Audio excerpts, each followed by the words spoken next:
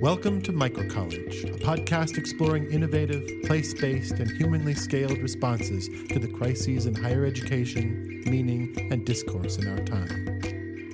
Everyone knows that colleges and universities are at a breaking point, but what can be done? I'm Jacob Hunt, the director of Thoreau College, a microcollege in Viroqua, Wisconsin. Join us each week as we tackle this question head-on. Welcome to Microcollege. This week, our guest on the show is Dr. Marcus Ford, Ph.D. Dr. Ford is the co-founder of Flagstaff College and a retired professor from Northern Arizona University in Flagstaff, Arizona. He's the author of several books, including Beyond the Modern University, Toward a Constructive Postmodern University, and William James, A New Perspective. And I'm really excited to have Marcus on the show. We first spoke perhaps 7 years ago, very early on in the process of the development of Thoreau College and early on in the process of Flagstaff College. And Marcus, I would consider you to be perhaps the earliest theorist of the microcollege movement. So it's a real privilege to have you on. Well, it's a pleasure to be on, Jacob. I'm a big fan of what you're doing at Deep Springs College and all the other little efforts around the country that are trying to do something different with higher education. Indeed. Yeah. So as you know, here on the podcast, we like to start with some biography, reflections on biography. So perhaps you could reach back to the time when you were 18, 19, 20 years old and share with us a little bit about where you were, what you were doing, who was influential, and what experiences shaped you during that period. I can. I grew up in the suburbs of Portland, Oregon. And when I was 18, I was just graduating from high school. And, I grew up in a very stable home, and my parents were, very good people and concerned about, making sure they themselves, and their children, I have lots of siblings, were good people and were aware of what was going on in the world and were doing what they could to make it a better place. And then I went off to college, and I actually went to Duke University and spent a semester there and saying, this is not for me, and transferred to the University of Puget Sound, which is up in Tacoma and much closer to the part of the country that I was familiar with. And ended up with an English major, but not terribly. I was somewhat involved in kind of the tail end of the most active part of the civil rights movement, and then somewhat involved in the anti-Vietnam War thing. But what was pivotal to me was when I graduated with an English major. I had a low draft number, and so I had to either go fight or leave the country or go to seminary, and I chose to go to seminary. That was one of the few deferments that was still viable.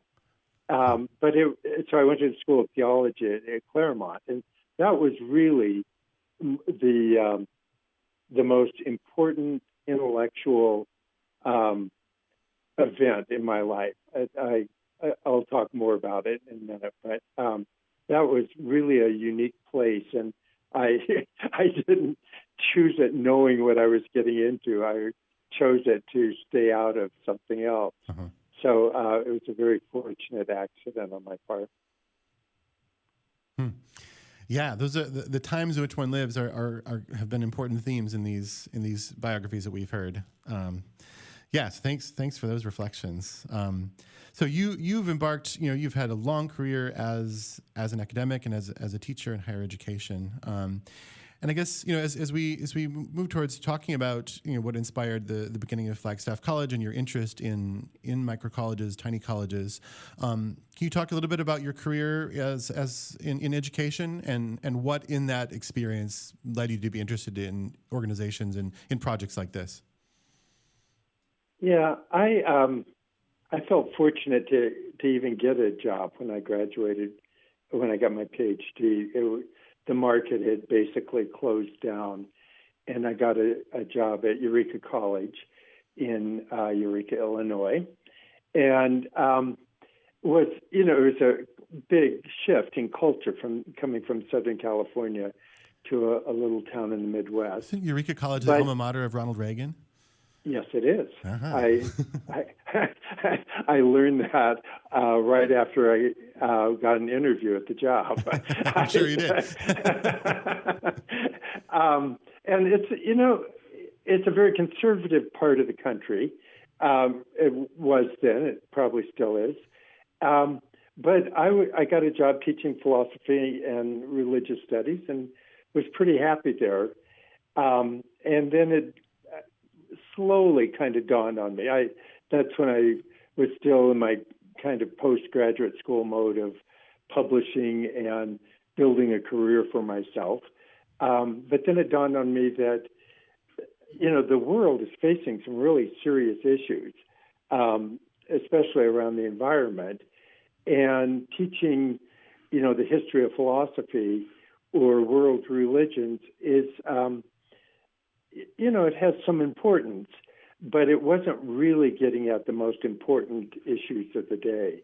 And so that got me thinking about, what colleges are and what they should be and how they developed and, what kind of curriculum makes sense at a given time and that sort of stuff. So I put myself in the category of a very slow learner that, these issues had been around for 20 years, 30 years before I started, taking them seriously. So, but at some point I saw the light, and then that got me thinking, what can education do differently, and what should it be doing at this point in our history?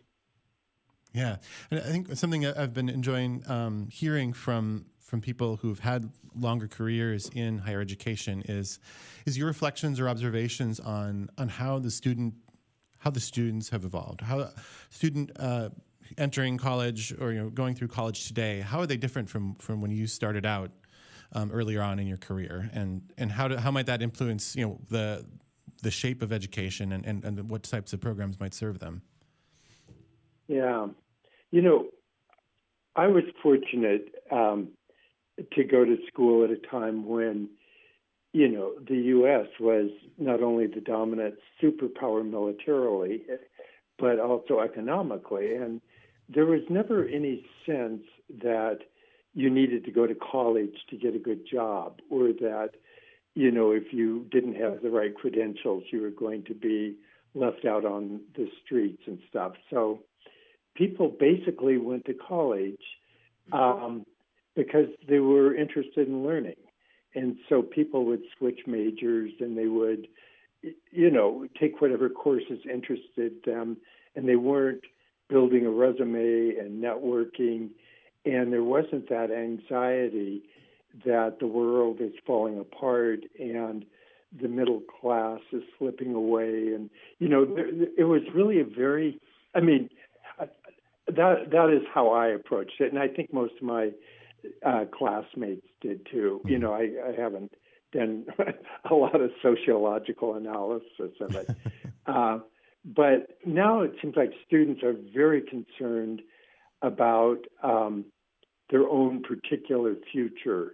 And they're going to college, and it's a huge investment, and they have to use this time to build a resume so that they can get a job, so that they can have a shot at a decent life. So altogether different. Mm-hmm. Yeah. So in an environment like that, I wonder, programs like ours and yours which are, you could say, experimental. They're new. They're on the fringes of higher education in general. In some sense, they're risky, right? They're not necessarily. It's clear there's a well-beaten path to a career or that kind of security, right? What type of student or why might a student choose to do something like that in this environment, in a situation where there is some more precarity in people's lives? Yeah, and to be honest, I mean, there are good reasons for doing it, but most people aren't there. So it's very hard to make the case that these kind of risks are important to take at this point, and that in some ways the bigger risk is following the conventional path. That the dominant culture is still sending the message that everything's going to be fine, and if you do these traditional things, you will have a good life, just like I did, and like other people have in the past. We've had a very hard time finding students that are willing to take that risk. Yeah, I think in our experience, there does seem to be there's a certain strand of student out there who are awake to the levels of crisis that your materials are pointing towards ecological crisis, other sorts of breakdowns in society, and for those students, those seem to be our golden students when they find us, and they're really I think important people to be able to serve. Right, these are the people who are going to have a real impact on the world. So I said, let me just say, Jacob, that we've actually largely because of the trouble of finding students that was amplified in the time of COVID, which I guess we're not officially out of yet. But we actually as sort of shifted directions toward what might be called community education, where we run these large programs for people who, for the most part, already have degrees and jobs and personal savings and stuff, but they still want an educational experience that will help them think through these complex issues.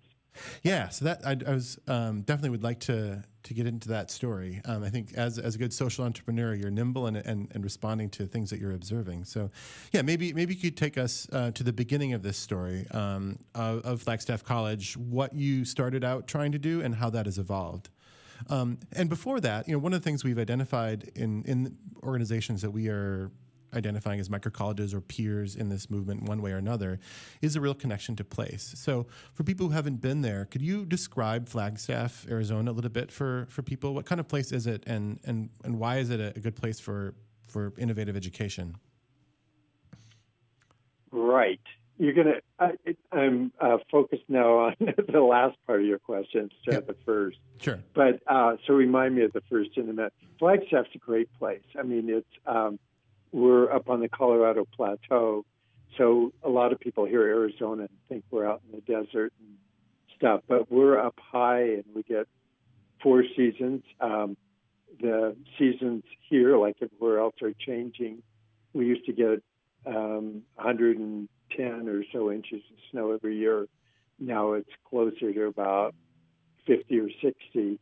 So we're in a big pine forest, and we're right close to the Hopi and the Navajo and the Havasupai and a lot of other indigenous people in this area. So it's culturally diverse. It is, it's a very interesting part of the United States. We have very clean air and very little water. That's our major struggle. And now we're getting forest fires and flooding and those kinds of things. But that's that's what the future holds for a lot of places in the United States and elsewhere. Great.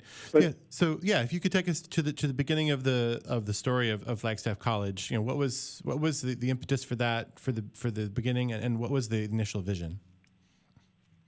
The initial vision was something like Deep Springs College, where it would be a very small group of students and faculty that were coming together for the purpose of making the world a better place through education. And one of our ideas that I'm not sure was a great idea, but it had a certain plausibility to it at the time. Was whereas Deep Springs and now Outer Coast and other schools are looking at Deep Springs do the first 2 years, and then students transfer to a regular 4-year university and get a degree in whatever area they pursue. We thought, well, we would do the last 2 years. So we'd be small like Deep Springs, but we'd do the junior and senior year, as it were, rather than the first two. And the plan was to work with a local community college or have students transfer from other universities after a couple of years, and then they would come to, the idea was we'd have one major in sustainability and social change.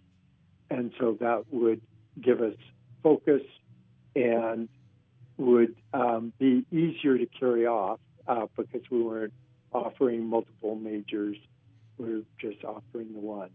So that was the original plan that we worked on for many years, for several years of actually, advertising, trying to recruit students, working with high schools and other, kind of traditional means of recruiting students. Mm-hmm. So the single major, sustainability and social change, and what ideas did you have about how to approach those topics or that major? It was, it seems like from my personal experience, a lot of college students are,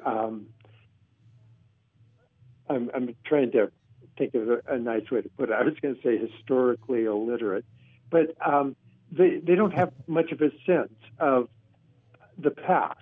And so, when there's a challenge, they say, well, we can't ever do that. And they have very little understanding of how social movements have been organized in the past and how, some failed and some succeeded, and, how long it takes and the kinds of tactics that were employed and stuff. So part of the curriculum was just in terms of social movements around the world, but, mainly in the United States, and how they've worked. Another part of the curriculum was around, the environmental challenges that we face. And again, many people have a sense that things are going to get warmer and more storms, and they have some sense, but the complexity of the issues, including mass migration and disease vectors and crop failures, and it's a very radical shift in things, and most people simply don't understand that. So that is another part of the curriculum. Mm-hmm. And then another part that, again, is, I think, kind of unique to what we were proposing are some courses around worldviews. It seems like the modern world is a particular way of seeing the world, and some of these problems that we have are embedded in the assumptions of the modern worldview. So if we're really going to get to the crux of it, technology is great, and some kinds of what I might call superficial changes are really important. But if the problems have their roots in the way we think about things and our values, then finally we're not going to address those problems without, examining what the root of those problems are and finding out some other way to think about things. Yes, indeed. So, it's a kind of a complex curriculum, but all based around the notion that the status quo is not sustainable or just. The Driftless Folk School, located in the beautiful rolling hills and valleys of southwest Wisconsin, is a community of lifelong learners dedicated to cultivating personal and cultural resilience through hands-on educational experiences. The Driftless Folk School offers classes in agriculture, land stewardship, natural history, folk arts and crafts, herbalism, wilderness skills, and more, For further information on the Driftless Folk School, visit us at driftlessfolkschool.org on the World Wide Web. Yeah, I think it reminds me of you. A person connected with your project is David Orr, who you've connected us with and was on the podcast a couple of months ago.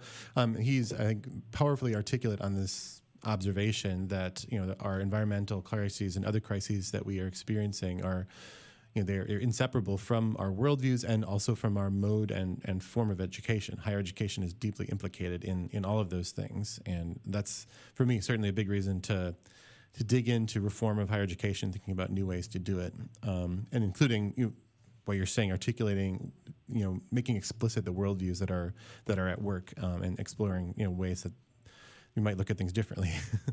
Yeah, no, David was pivotal in me getting clarity on some of these issues, and he's extremely articulate. And no, I'm a big David Orr fan. So it sounds like, for a variety of reasons, the recruitment for that initial program, that senior college incorporated into the community college there was hard to recruit from. But that wasn't the end of the story. You've tried some other things, and some of them have had a very different response, it sounds like. Yeah, ironically, I've never been a fan of distance education.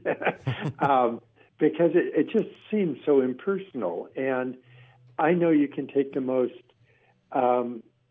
lively, engaging person, and when you're watching them on a flat screen, all of a sudden they become, boring after about 5 minutes. So for a whole variety of reasons, I've really shunned distance education. But during the pandemic and especially during the more serious lockdown phase of things, we offered some courses where we had, excellent speakers that we couldn't afford to bring to town, address a group of people that were all reading the same book and talking with each other, in some cases face-to-face in groups of 4 or 5 that they felt secure, and they met outdoors with masks on and things.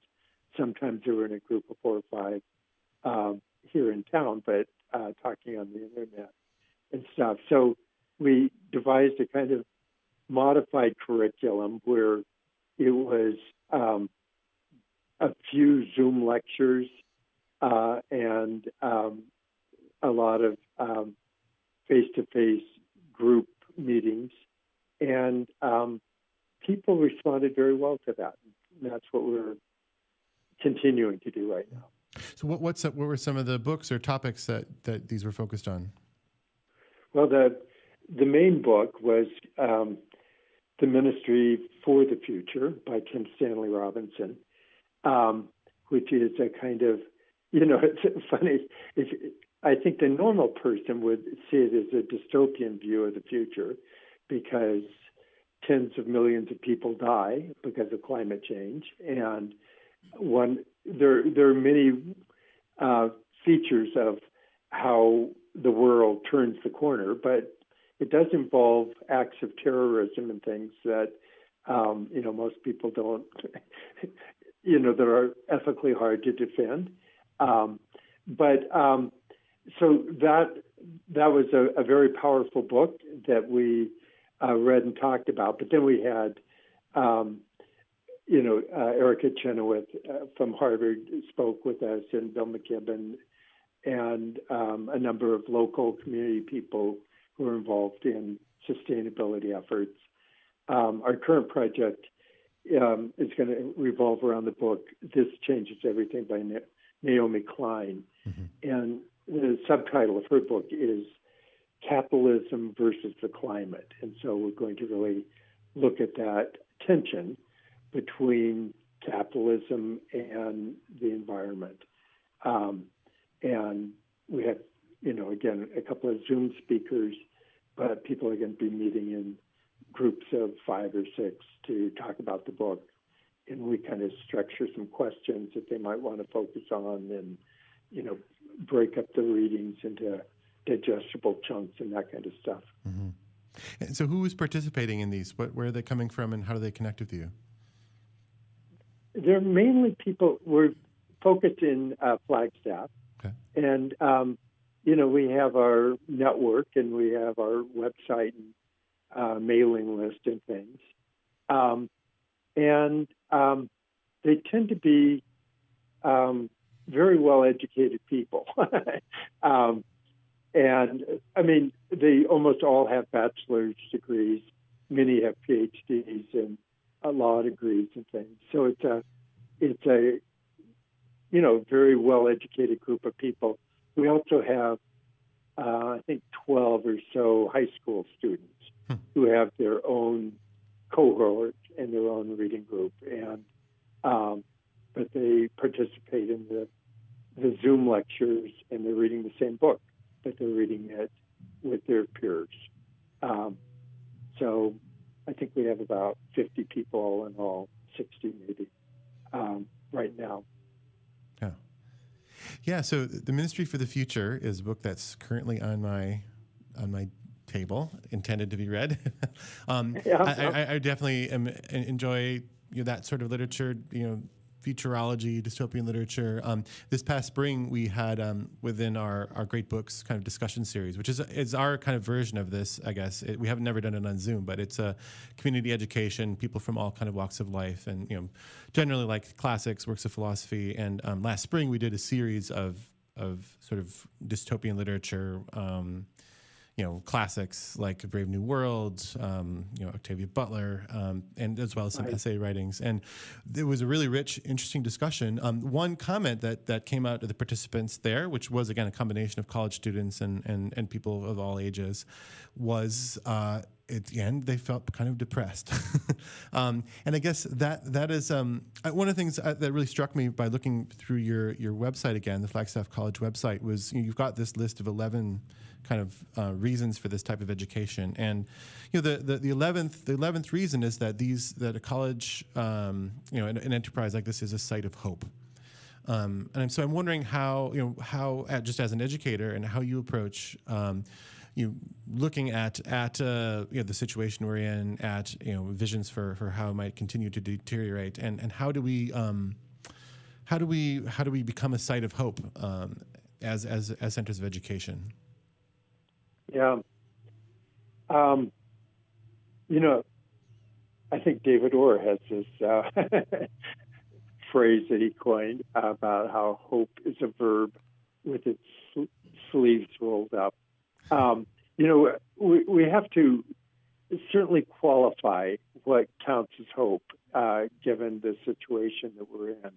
But it does seem like hopelessness is really the death knell of a community or of a civilization or of anything. We can't give up hope, but we're always having to kind of rethink what we can hope for under these circumstances, and what's realistic and what isn't, and what we have to do to make that hope or that outcome viable. I mean, we can't just sit back and hope that everything turns out all right. That is, to my mind, almost as bad as being utterly hopeless. Mm-hmm. So there's a kind of hope that I don't want to advocate for at all. But on the other hand, I don't want people to give up hope, because there are things that can be done that will make a big difference. And so we have to do whatever we can to make the world better than it would be if we didn't do those things. Right. And, education is a way of helping us get clearer about what to hope for. I mean, I know this won't come as news to you, but they do these surveys about what college students want while they're going to college. And almost all of them put down, I want to be rich. And you go, yeah, well, good luck with that, given the circumstances. So that's a kind of false hope, to my mind. And we have to teach them, a kind of hope that is more satisfying and more sustainable and more morally justifiable. another thing that I've seen in working with students here is that information, education about current circumstances, about science, about historical trends, things like that, is certainly valuable and important. Another thing, and I think something that ways that we're addressing this question of hope and seeing yourself in the future is our practical things. So you connect on your website also knowledge and know-how, right? So just like, what can I actually do in the face of where we are right now? Yeah. One of the things that I think you do very well in Deep Springs and stuff is, students have a body and they need to use that body. Mm-hmm. And there are these practical skills that once everyone knew how to do these things, and now nobody knows how to do them. They just, hire out or don't even attempt to do it. So I do think that there is, a deep value in knowing how to use our bodies and knowing how to make things and how to actually, just in our world, practical skills like how to use social media or how to write a grant or how to,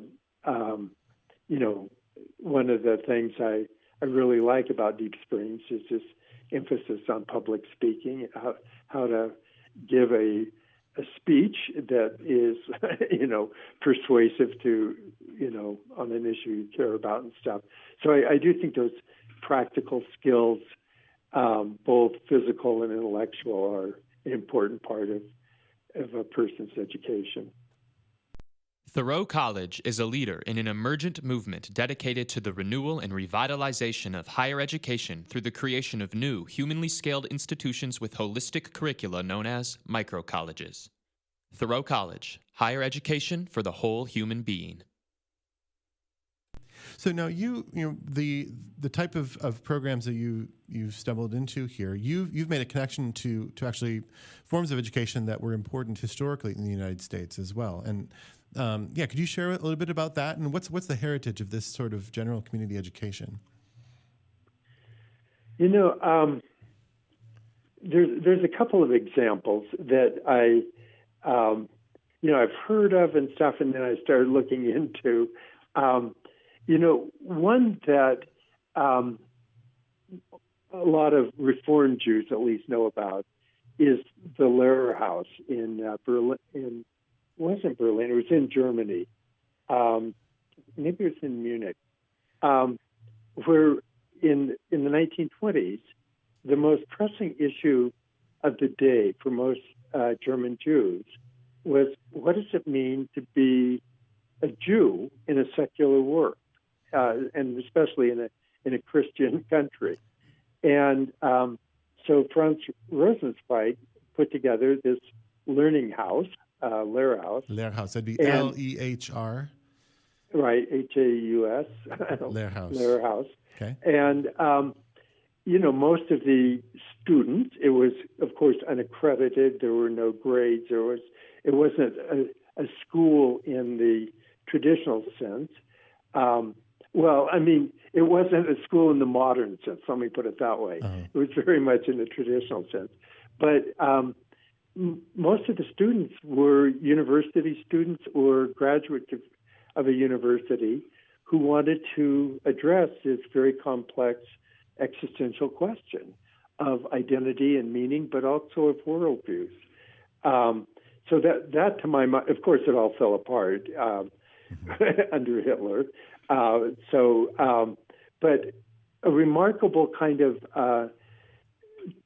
10-year run or so of intellectual work outside the university system. The universities in Germany were the best in the world, but they weren't addressing the question that these people wanted to address because it didn't fit into any academic discipline.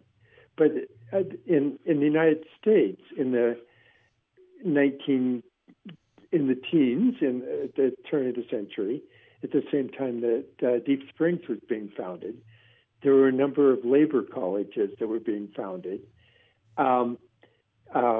in New York and Arkansas and Seattle and Denver and around the country, with the idea that education, the true purpose of education is to improve the quality of life for the working class, which is to say for 99% of the population. And the traditional model of higher education is very individualistic. It's not about changing the social system. It's about moving up in the social system. One of my favorite quotes from Wes Jackson, he says, there's really only one academic major, upward mobility. I mean, everybody goes to college to improve their own life. And these socialist colleges or labor colleges said, there's a kind of education that we can impart or discover that will improve the lives of everybody, whether they go to college or not. And so it's not this sense of I'm investing in myself.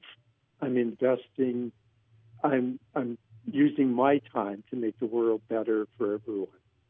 And I think L.L. Nunn, in this whole notion of service and giving back, I think that was still, I think it's basically a Judeo-Christian notion that education is for the common good, whether you define it in terms of, Christian culture or transforming the civilization to be fairer to the workers, or however, somehow it's that notion that we have a responsibility to each other and to the future, and that education needs to be geared toward toward those ends. Uh-huh. So, an interesting contrast, L.L. Nunn's project at Deep Springs is explicitly, it's micro, right? It's oriented towards a very small vanguard or elite, a tiny group of people who are going to go out and impact the world through lives of service, but in a high impact kind of way. Right. It seems like the Labor College has a very different theory of change than that. Yeah. So, yes and no. They started with 16 students or 12 students, and the bigger ones got up to about 130. So by contemporary standards, they were still very small. Sure. And I was looking at Commonwealth College, and their notion was that you'd be in class for 4 hours a day, and then you would work on the farm for 4 hours a day, and you'd play for 4 hours a day. So there's some parallels with Deep Springs there.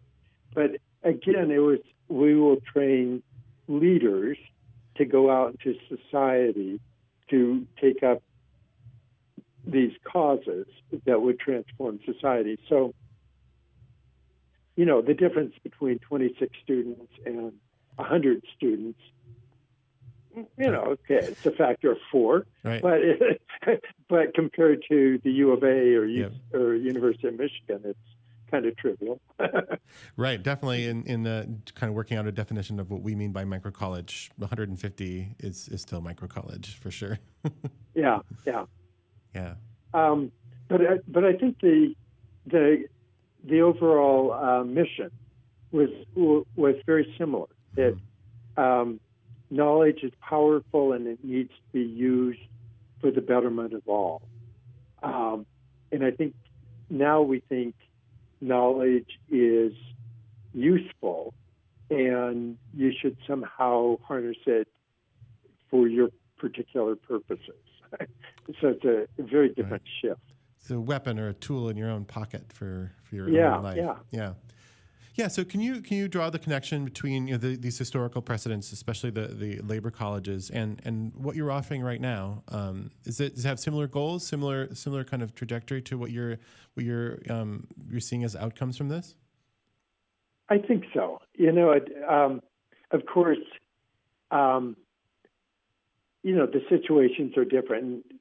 And, I think it's fair to say that in, the 20s and 30s, the labor situation was in the United States was much worse off than it is today. But the environmental situation was much better off than it is today. And that it seems that we now can't be, we have to be sensitive to the, social injustices, but the larger context is now planetary health, which is to say food and air and water and, disease and all those things that are, in some ways, are as much social issues as they are, quote, environmental or scientific issues. So it seems that we don't want to just replicate what was being done in the, teens, the 20s, and the 30s. Things have changed, and now there's a different form of education.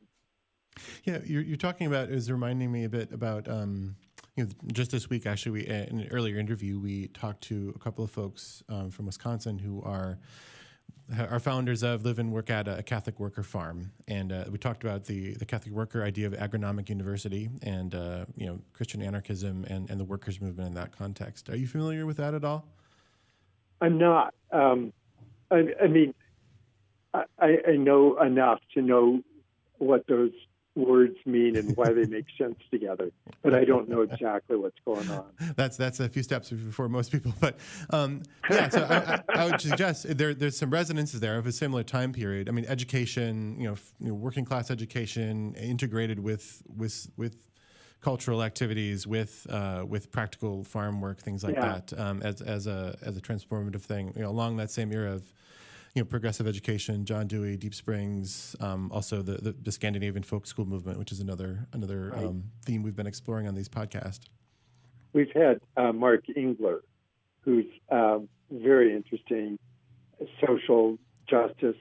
He has the Center for the Working Poor in Los Angeles, and he comes out of a kind of Catholic Christian mystical tradition. Anyway, so there are deep resonance between those kinds of efforts, and I'm glad to hear that there are these Catholics who are out doing it, doing it again or doing it anew, or whatever the right way to describe it is. Yeah, this is again another 100-year or more long tradition now of real boots on the ground kind of practical service to the world. Yeah, so I'm wondering, at this point, there's been some twists and turns in the story. You've tried some things and then switched to other things. And I'm wondering if you, at this moment, when you project into the future, what's next for Flagstaff College? And if you've taken what you've learned, what would it look like as it moves towards a more mature phase of existence? Yeah, excellent question. I think we're going to continue doing what we're doing now. Until we try something different. No, what we're doing now seems to be meeting a real need. And, it's work, but it seems like it's worthwhile. And so we want to kind of expand upon it and keep doing it. I'm in touch with some people that are trying to get a new accrediting body going that would make it easier, I think, to start a kind of experimental college, more like what you're doing and more like what we originally intended to do. So I want to keep, an ear to the ground and some involvement in that. But if there are other people who want to do that kind of work, I certainly want to encourage them to do that. But I think for the foreseeable future, Flagstaff College is going to keep going this direction of community education, for lack of a better term. Mm-hmm. Yeah, certainly an important mission as well. I guess folks, are interested in some of your earlier thinking about microcolleges. I would encourage them to check out your article in Yes Magazine from 2016, which is called "Why We Need Tiny Colleges." It's linked on the Thoreau College website today, and I think a lot of things you say there to me really, stand up, and there's some great examples of other programs, including Deep Springs and Sterling College and places like that.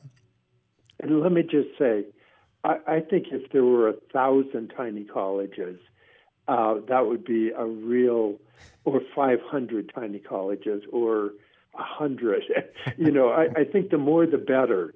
But I think that there is such value in that form of higher education that that needs to be pursued with a lot of gusto and enthusiasm and financing and accreditation, if that's the way to go.